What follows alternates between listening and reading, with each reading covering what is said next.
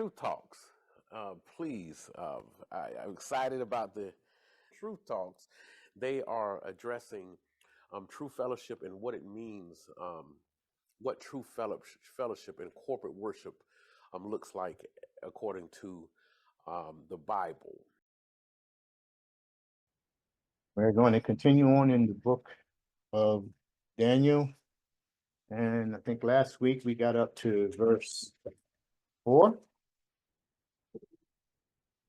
I'm going to start verse 5. Yeah, because 4 we were run 2 and 4, and the knowledge shall increase. Yeah. That was in 4. Yeah.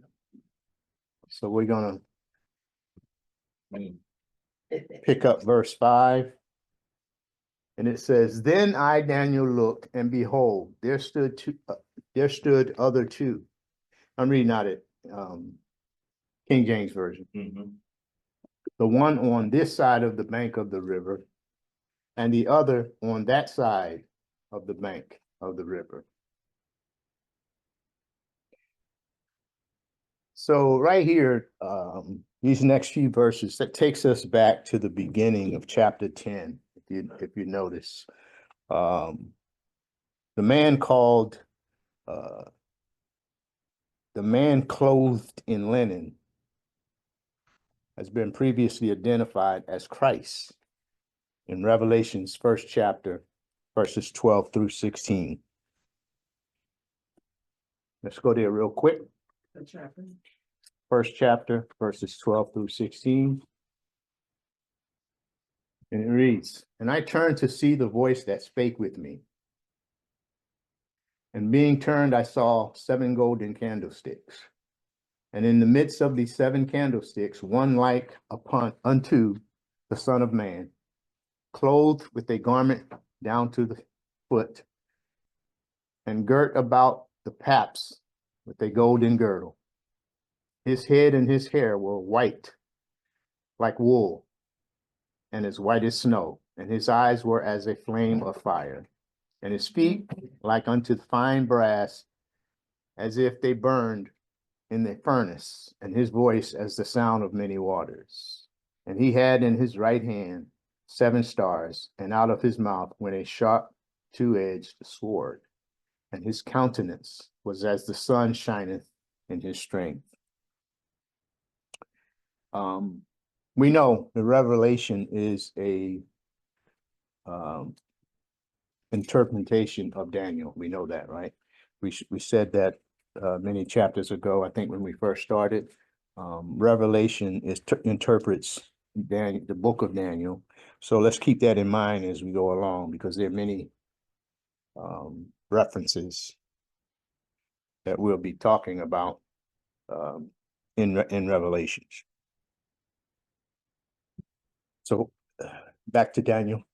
One asks how long these events will take, and Christ swears that it will be 3.5 years, which is the last half of Daniel's 70th week. Christ is further identified in Exodus 3rd chapter, verses 2 through 18. I won't read that, but just jot that down.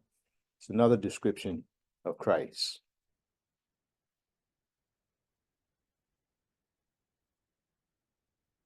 So Christ to Israel was the angel of the Lord, and that's found in Revelations 6, chapter 6 through chapter 19. He's given the title of a mighty angel. Revelations chapter 6 through chapter 19. That whole section talks about angel of the Lord, speaking about Christ. It's also given the title mighty angel in Revelations 5:5. Identifies Jesus as the Lion of the tribe of Judah. So the Jews' rebellion towards God manifests through the suffering and desolation in the Great Tribulation period. The mighty, proud, and resilient nation of Israel must be brought to its knees. They must be brought to a place Well, they will acknowledge their offense in rejecting Jesus as their Messiah and cry out for him to return. Let's go to Hosea chapter 5.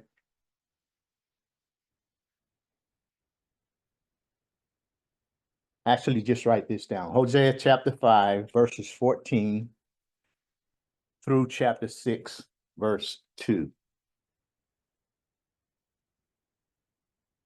And I'll go ahead and read it. It's not a whole lot. Hosea chapter 5, verse 14.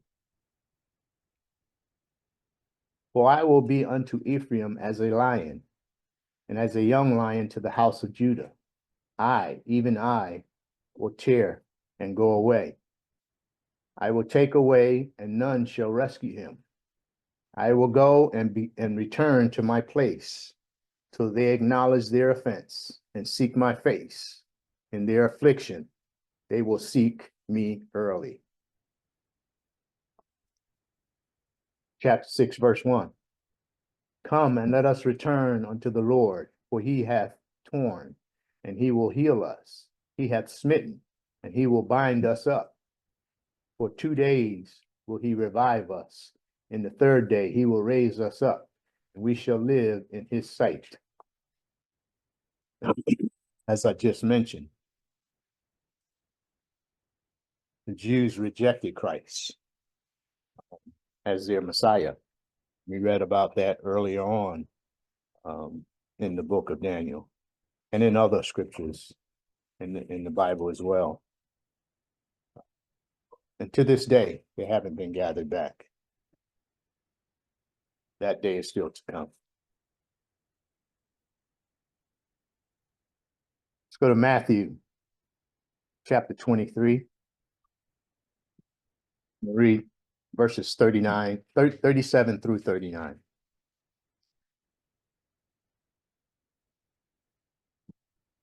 O Jerusalem, Jerusalem, thou that killest the prophets, and stonest them which are sent unto thee, how often would I have gathered thy children together, even as a hen gathered her chickens under her wings, and ye would not. Behold, your house is left unto you desolate. For I say unto you, ye shall not see me henceforth, till ye shall say, Blessed is he that cometh in the name of the Lord. So you see in these scriptures, what I just read to you, the Jews' rebellion towards God's manifest through the suffering and desolation in the Great Tribulation. And that's part of the reason why they rejected Christ, and they will be brought to heel and will call out for him before he answers their prayers.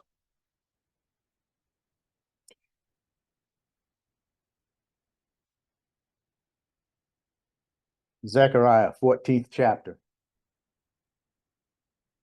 verses 1 and 2.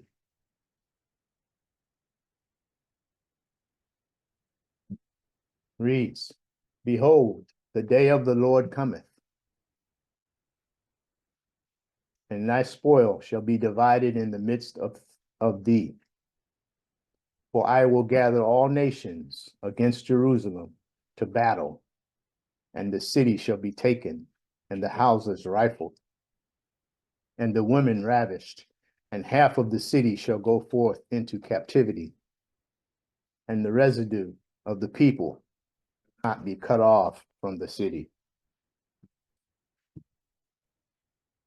It's a description of the second coming of Christ in the 70th week of Daniel's vision. Back to Daniel.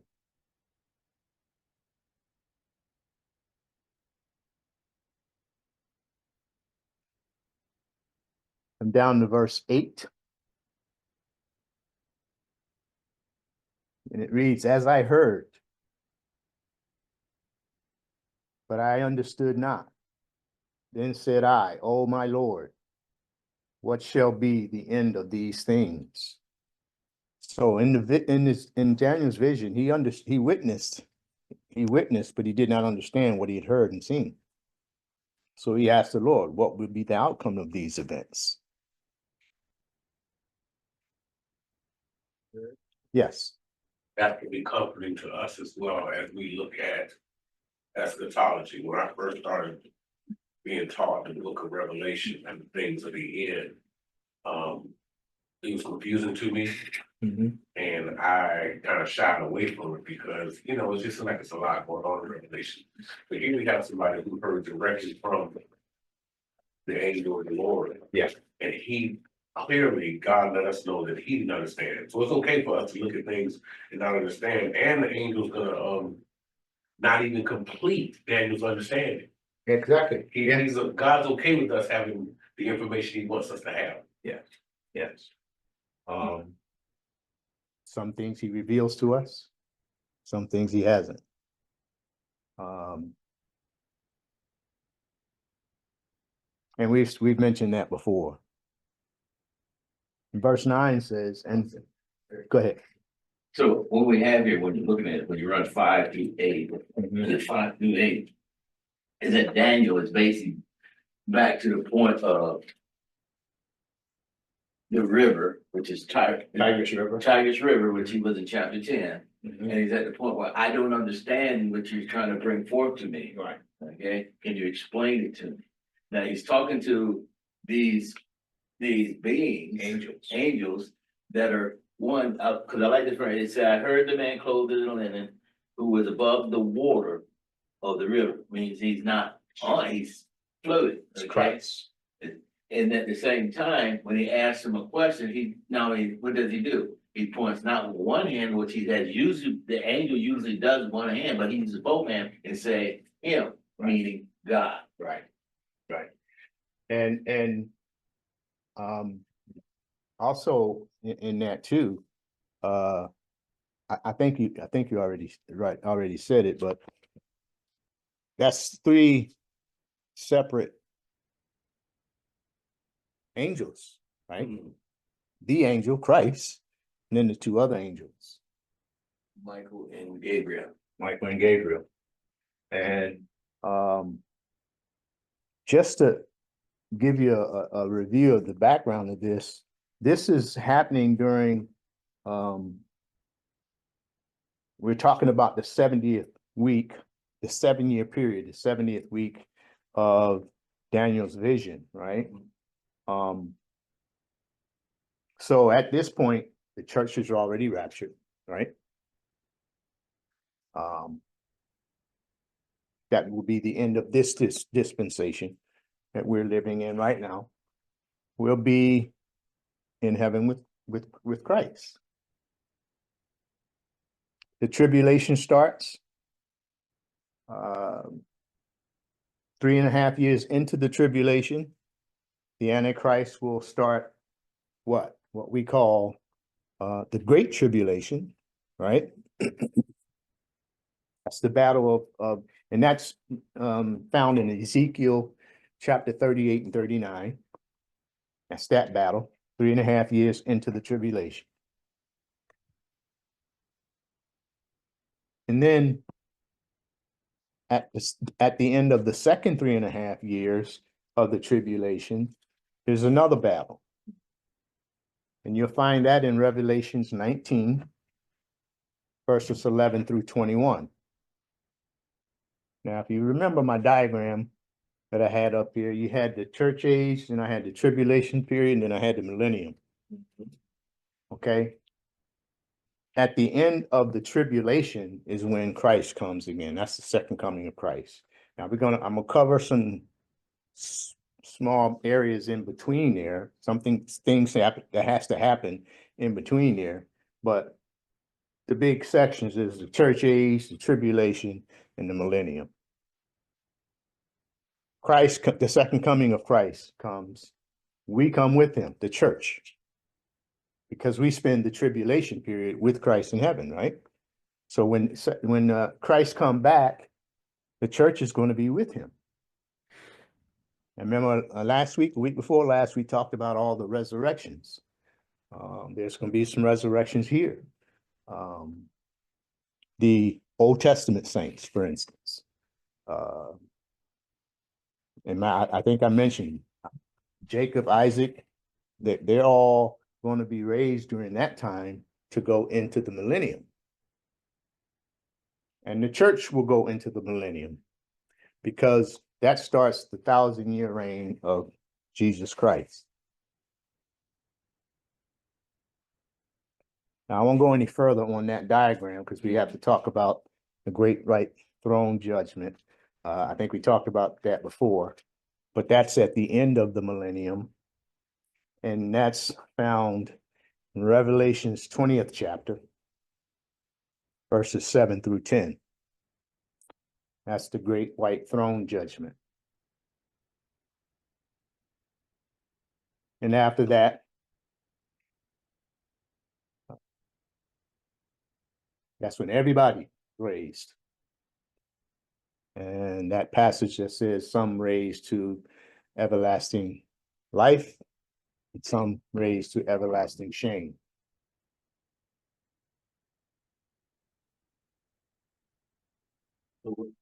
So when you see this again, when it said in verse 7, it says, when they said, swore by him who lives forever, that it shall be for a time, times, and a half time, and when the power of the holy people had been completely shattered, all these things shall be finished. In other words, this, he's just telling you the duration that's gonna take for these things. this real trouble that they talk about in verse 1. Completion In of the it, time yes. of, it says there and there, verse 1 says, and there shall be a time of trouble, a trouble that's never seen before. This is what he's talking about right here, is the duration of that. Right.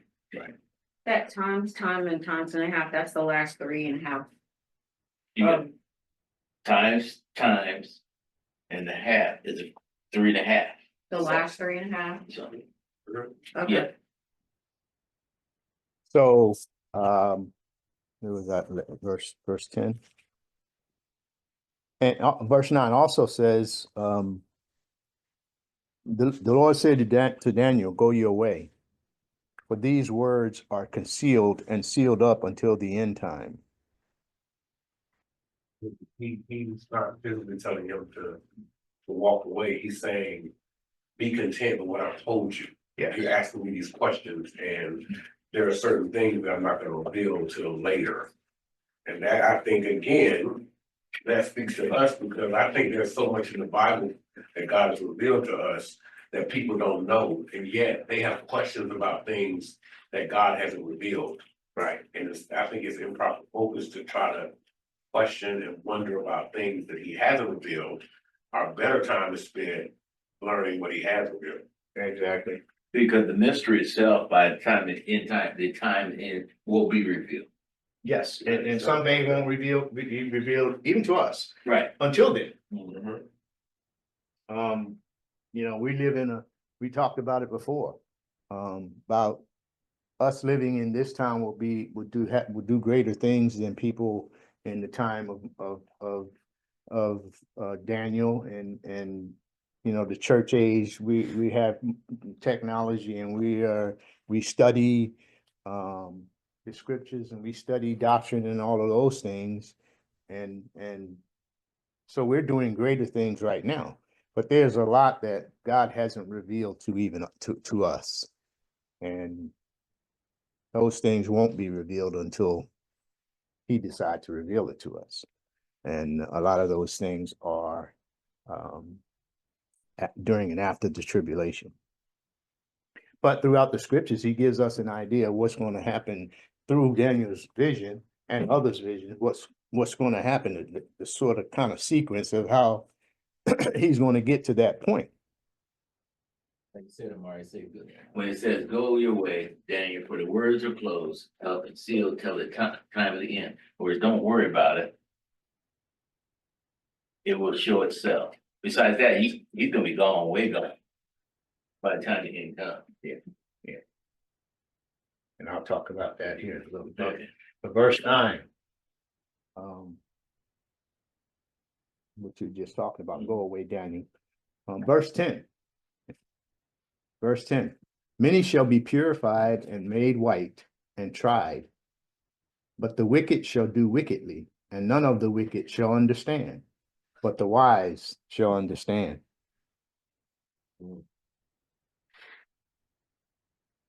Did I just read verse 10? Yeah, Yeah, you read verse 10, yeah. No, you read, definitely verse 10. Okay, yeah. My device up here just keep jumping around on me. Okay, the abomination of desolation. These are principles of God that prevails during Daniel's day and also during our time right now. Let's go to Titus chapter 3.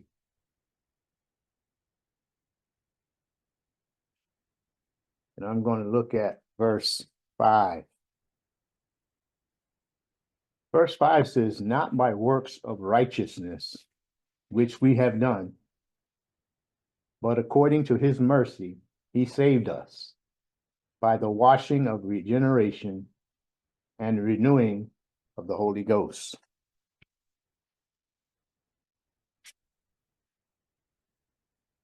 One of the traits or principles of God. Another. Let's go to 1 Corinthians chapter 2, verse 14. 1 Corinthians chapter 2, verse 14. It says, but the natural man receiveth not the things of the Spirit of God,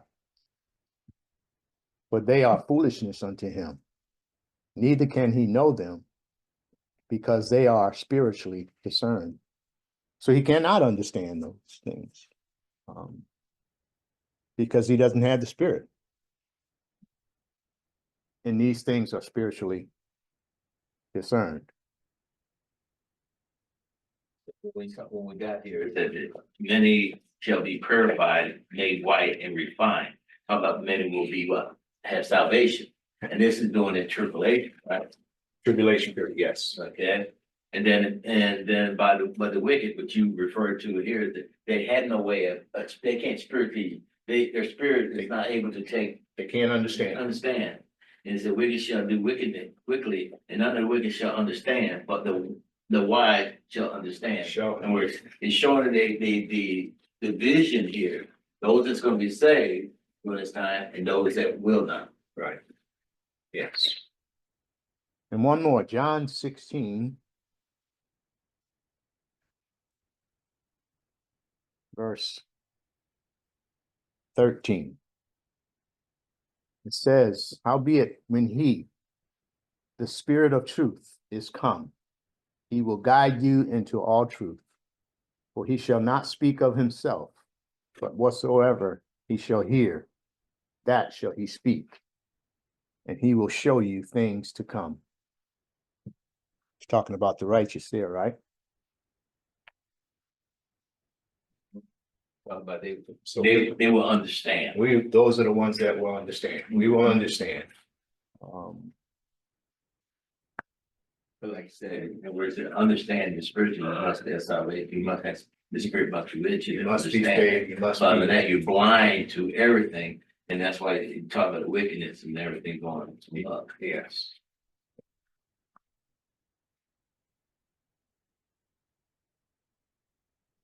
Back to Daniel. Verse 11 says, and from the time that the daily sacrifices shall be taken away, and the abomination that maketh desolate set up, there shall be 1,290 days. And we talked about that a few weeks ago. We had the diagram up here about, 1,290 days. We had a 30-day period. We had a 45-day period.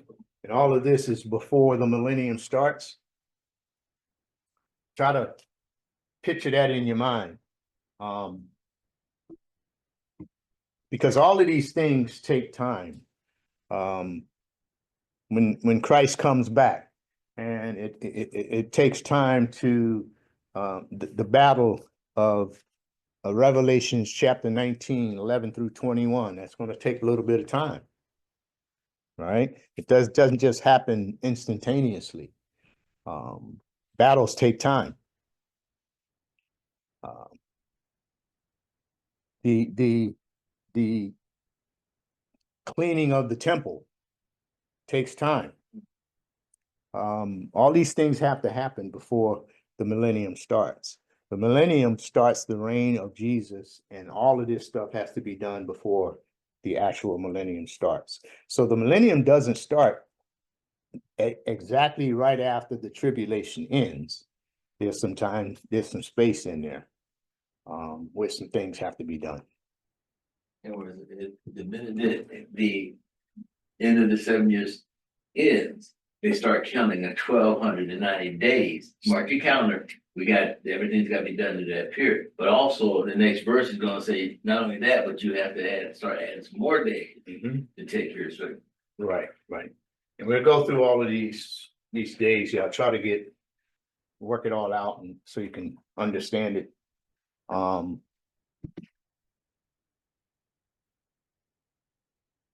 Just to give you an idea of some of the things that may be happening during that time, to give you a picture of what could be happening during that time.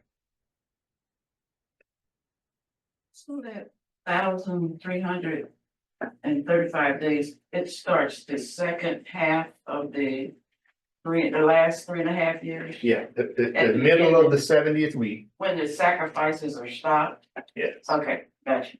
So, You in verse 13, right? Yeah. Right, you in verse 12. yeah, we'll get to that. You But in verse- 3.5 years into the Oh, I'm sorry. tribulation starts that I was reading. kind of timeline. Well, that's why I mentioned it. You got a time before that, it's 1,290 days. And then you gotta start adding days in there to come up with the next verse. Yeah, Okay, good. The 1260 days is the 3.5 years. Right. Right. And then you add 30 to that, you got 1290 days. Yes, And the scripture speaks of 1290 1,290 days. days. And then you have a 45-day on top of that, right. That end up being, 330, yeah, the next number. the next number, 1335. Yeah, 1335. So actually what you have in here is a total of 75 days. In between, In between. yes. Now, this all accumulates because everybody had different calendars as they go forward. But they came up with this day here. So verse 11, Jesus refers to this in Matthew 24th chapter, verses 15 through 21. Let's go there real quick. It's just six verses. I'm gonna go ahead and read it. Okay. When ye therefore shall see the abomination of desolation spoken of by Daniel the prophet, stand in the holy place. Whosoever readeth, let him understand. Then let them which be in Judea flee into the mountains. Let him which is on the housetop not come down to take anything out of the house. This is a dangerous period, right? We're talking about a dangerous time here. Never been nothing like this before. Neither let him which is in the field return back to take his clothes. The woe unto them that are with child, and to them that give suck in those days. But pray ye that your flight be not in the winter, neither on the Sabbath day. For then shall be great tribulation, such as was not since the beginning of the world to this time, no, nor ever shall be. So we're talking about what's referred to as the Great Tribulation. Or is it not gonna be? Nobody, Earth has not seen nothing like this before. And you ain't got time to be messing around. Going back and forth, because it's gonna be some horrible times, some terrible things going on. This is when Satan and the Antichrist is going to be, that's going to be their day. And the devil knows he's already been defeated, right? What can he lose? Go for broke, right? This is the signal to the believers that the great tribulation has begun. For 1290 days, the idol of the beast remains in the temple. Remember, 1260, he's going to be destroyed. Mhm. But the idol is still going to be in the temple for 30 more days. At that same time, when the Antichrist and his followers will be defeated, Satan will be bound along with his influence for 1,000 years. Let's back up a second. In Revelations chapter 11, tells us that 2 divine witnesses will prophesy for 1260 days. We know who that is, right? 2 prophets. Whose prophets are they? Are they God's prophets? Yeah. Are they Satan's prophets? The prophet, two that prophesied, and then will be killed and then raised again, and God. That's God's prophets.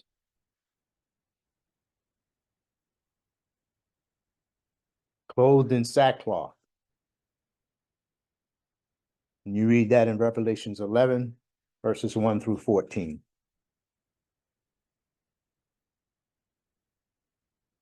So the scripture doesn't tell us specifically what happens during those 30 days. It tells us about the 30 days, but it doesn't specify exactly what's happening during those 30 days, nor does it tell us exactly what's going on during the 40 days following, 45 days following that.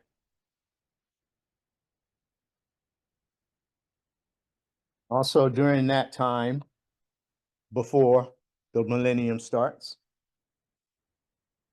you're going to have the judgment of the nations, right? That's when Christ judged the nations. And that's in Matthew 25th chapter, verses 31 through 46. Judgment of the Gentile nation. Judgment of the Gentile nations. The Jewish survivors of the tribulation period will also be judged at that time. It's referred to also as the sheep and goat judgment. Before I start verse 12, just to give you a little bit of insight on this time period we're talking about here. As I just mentioned, you got the 1260 days, then you have the 30 days. And the 1260 days marks the second coming of Christ. And then you have the 30 days after that, which makes up the 1290 days. And then you have the 45 days after that, which makes up the 1335 days. So some of the things that may be going on during that time, let's take a look at that. In my studies and research and everything, we can kind of see this, right? Some of the things that might be going on. For instance, the judging of the nations, the cleaning of the temple, all of these things. That's the time that's going to be going on before the millennium actually starts.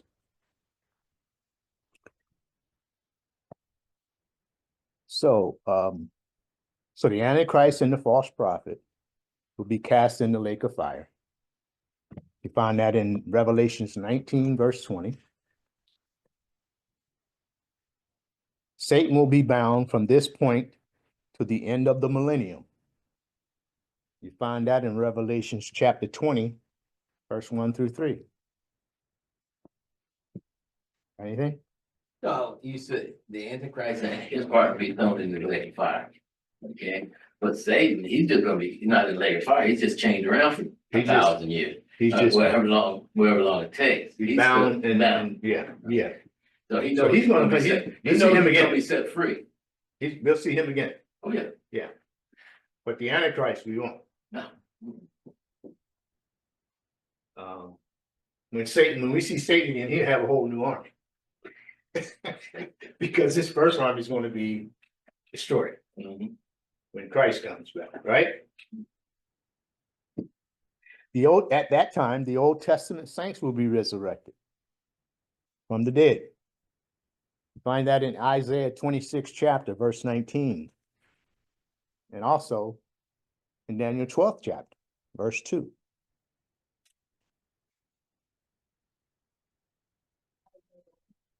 Isaiah 26 chapter, verse 19.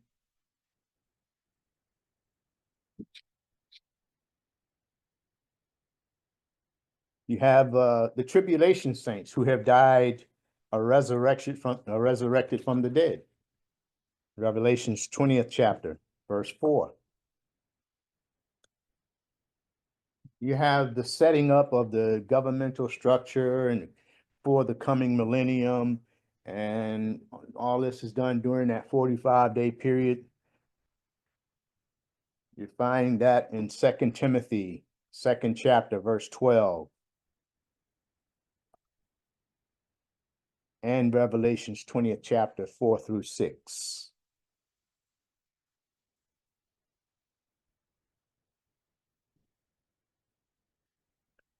Bible also speaks about the marriage feast of Christ and his bride. Who's his bride? It's the church. Right? Might take place during that the close of the 75-day period.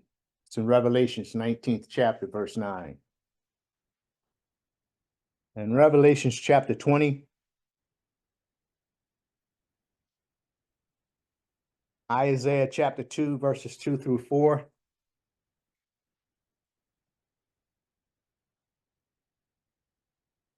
Ezekiel chapter 37, verses 1 through 13.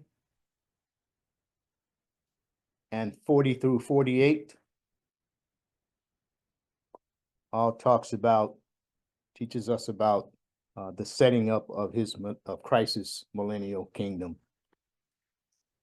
So you can see during that 30-day period, that 45-day period, some things going to be going on, which precedes the beginning of the tribulation. Of the millennium. We're past the tribulation. Yeah, we passed that. So. And just to review the judgment of the nations, I don't know if I gave you that scripture. That's Matthew 25, 31 through 46. Did I give you that one already? Okay.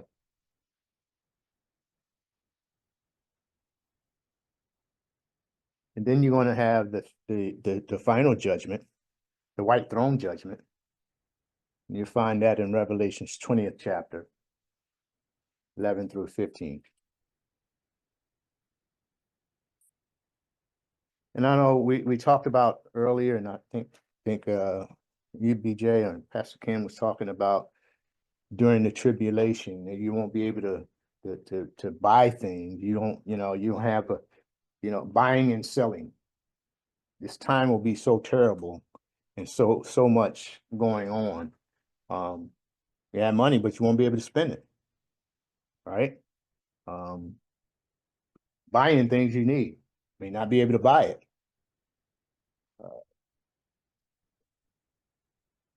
Say again? Especially without the mark. Exactly. Got the mark, you're in there, right? Because like I said, that's Satan's time. And his followers will have the mark. So you're good then. For time, yes. Verse 12. in Daniel 12. It says, blessed he that waiteth and cometh to the 1,305 days.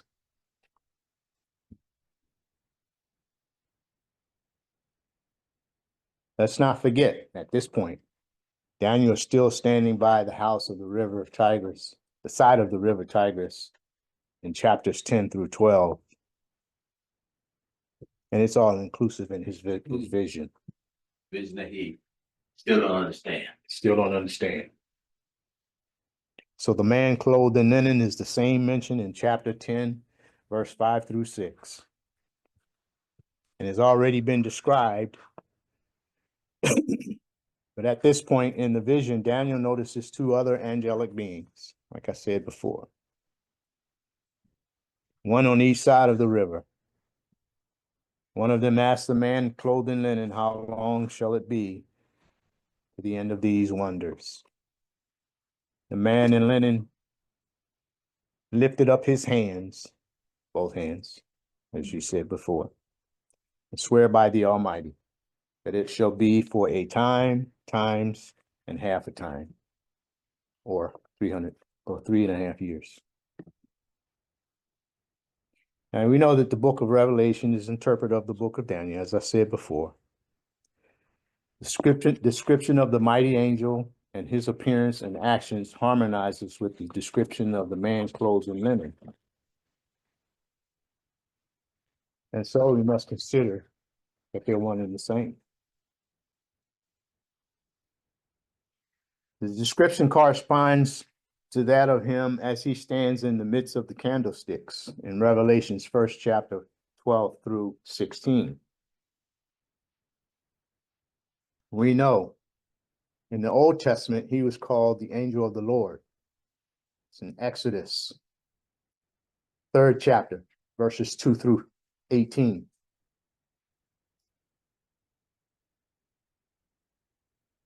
And we also know that the I am in the Old Testament is the same as the I am in the New Testament. I am in the New Testament is found in John 6th chapter, verse 35. John 8th chapter, verse 12. And John 10th chapter, verse 9.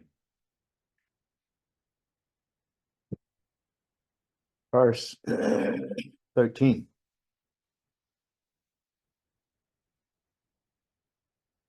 We go thou thy way till the end be, for thou shalt rest and stand in thy lot at the end of the days. That's what Daniel was told. And that concludes his vision, right? Daniel was over 90 years old at the time. He had lived over 70 of those years in Babylon, away from his homeland, away from the land that God gave them, his people. He did not have an idle life, because he was active in public affairs in not one, but 2 empires. His faith had received numerous tests, and God revealed to him the history of the times of the Gentiles.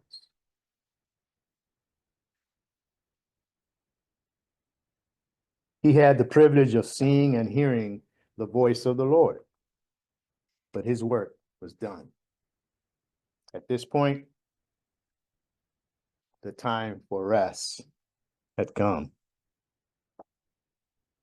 So he was told to go his way and rest until the summons came for him to make his exodus from Babylon to the heavenly land, to reign with Christ during the millennium.